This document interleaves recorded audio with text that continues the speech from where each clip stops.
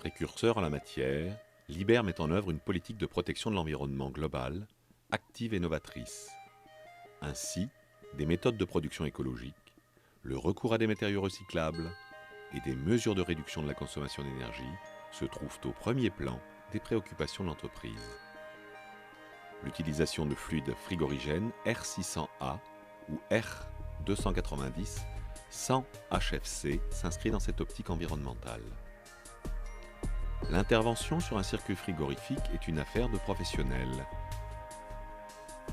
Il est impératif de respecter le déroulement et la procédure en commençant par la perforation du déshydrateur et la vidange du circuit par ce point.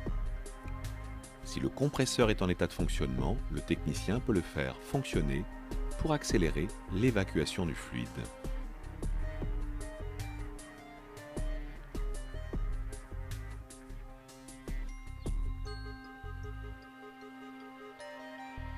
Le tube doit être parfaitement propre. Pour cela, le nettoyer à l'aide d'une toile abrasive par un mouvement rotatif.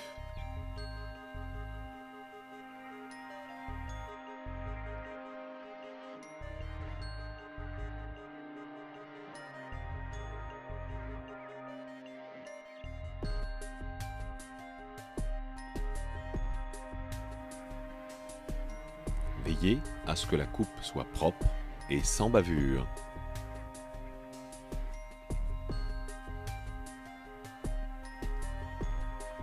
L'intervention sur le circuit est réalisée à température ambiante. Attention, dans le cas d'un congélateur, dont l'évaporateur serait à température négative, il faut soit attendre que la température remonte à un niveau positif ou purger l'évaporateur à l'azote avant l'intervention sur le circuit.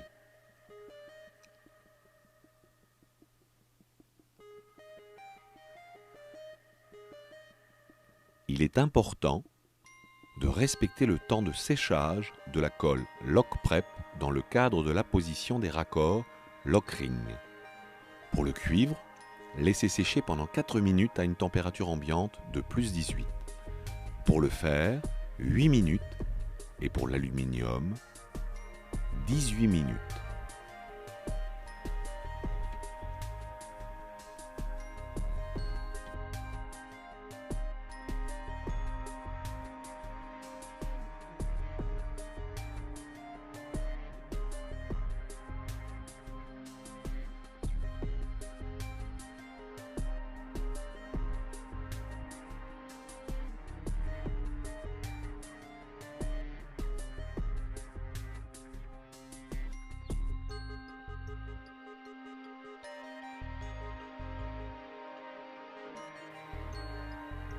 Comme à chaque ouverture d'un circuit frigorifique, il est nécessaire de remplacer le déshydrateur.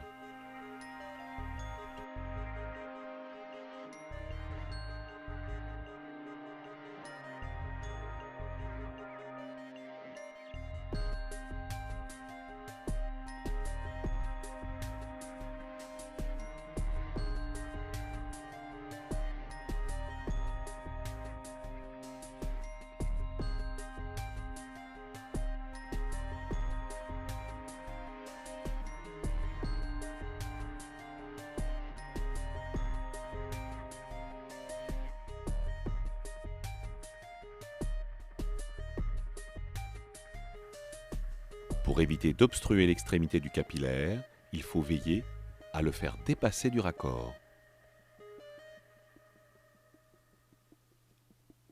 Appliquez ensuite quelques gouttes de lock prep et tournez le raccord pour bien répartir la colle.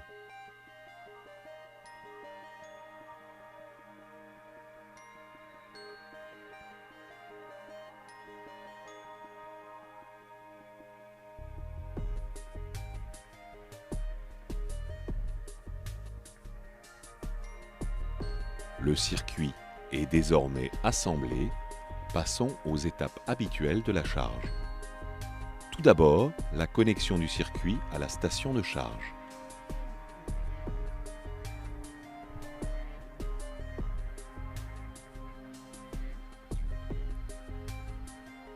Relions à présent la bouteille de fluide R600A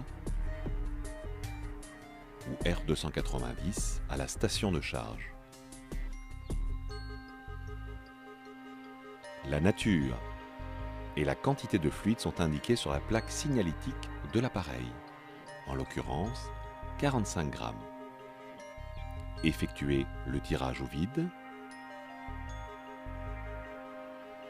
Procédez maintenant à la charge en respectant au gramme près la quantité de fluide prescrite à l'aide d'une balance électronique.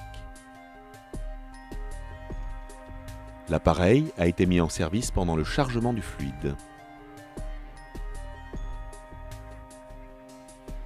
Pincez la queue de charge avec la pince à obturer. Retirez le raccord rapide et fermez hermétiquement la queue de charge avec un bouchon lock-ring.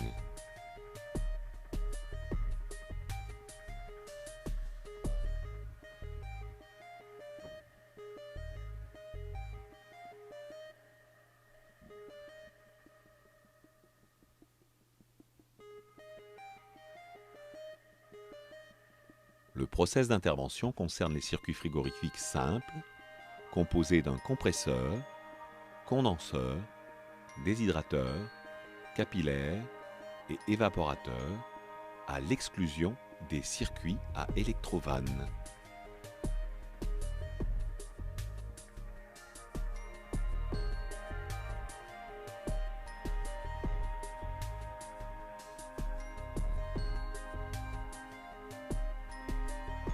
À la fin de l'intervention, pensez à contrôler les raccords avec un détecteur de fuite gazeuse. Bien sûr, veillez à intervenir dans un local ventilé et respectez les consignes de sécurité habituelles adaptées à une intervention sur un circuit frigorifique.